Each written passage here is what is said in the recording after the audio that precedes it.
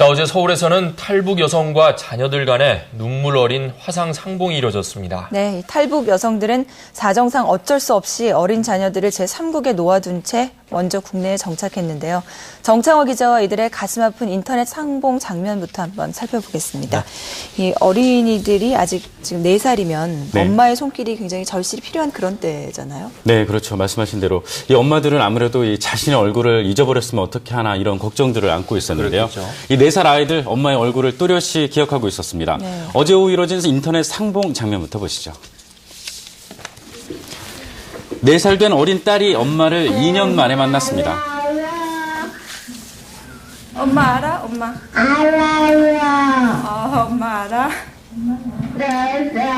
이번엔 딸이 먼저 새해 인사를 건네보는데요. 어머니,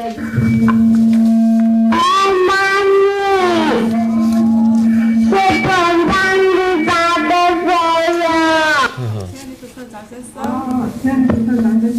너무 의젓해요. 네. 엄마 보고 싶어? 엄마 보고 싶어요. 이 혼자만 한국에 들어올 수밖에 없었던 엄마는 어린 딸의 모습이 대견하고 또 미안한 마음에 목이 메입니다.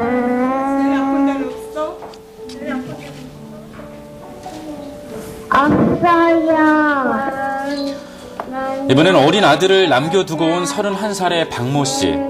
2년 전 헤어질 때 꼬마였던 영준이가 어느새 듬직하게 커버린 모습을 보자 감격이 벅차오릅니다. 엄마 아빠야? 어? 용준아, 엄마야. 왜 웃기만 해? 빨리 대답해야지.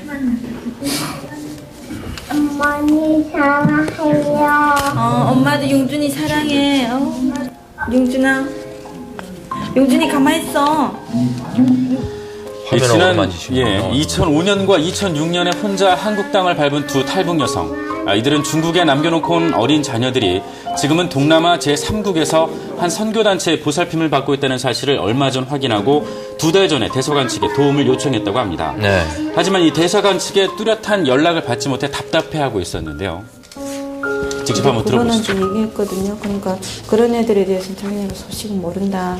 그러니까 듣던 중 처음이라는 식으로 그냥 얘기하니까 저도 얘기하기가 그래도 민망하잖아요.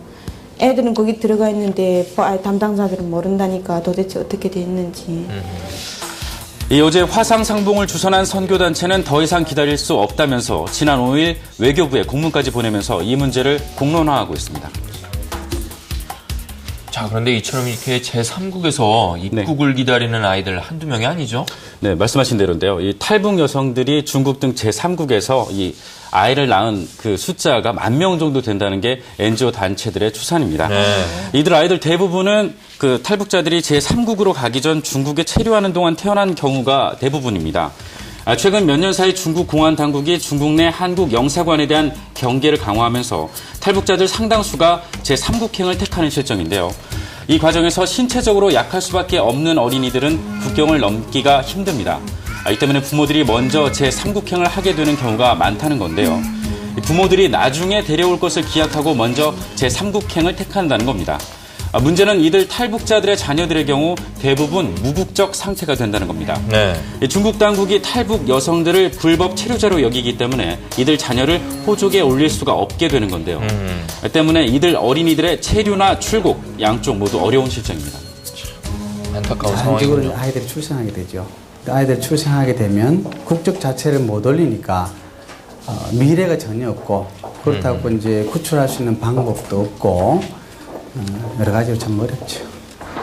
정부는 이들 어린이들의 경우 탈북 여성의 친자로 확인되면 한국행을 우선적으로 도와주고 있다면서 절차상 시간이 걸리는 것은 어쩔 수 없다고 말하고 있습니다. 하지만 이번 인터넷 상봉을 계기로 탈북 자녀 문제는 다시금 우리 정부의 인도주의적인 책임 문제를 불러일으킬 것으로 보입니다.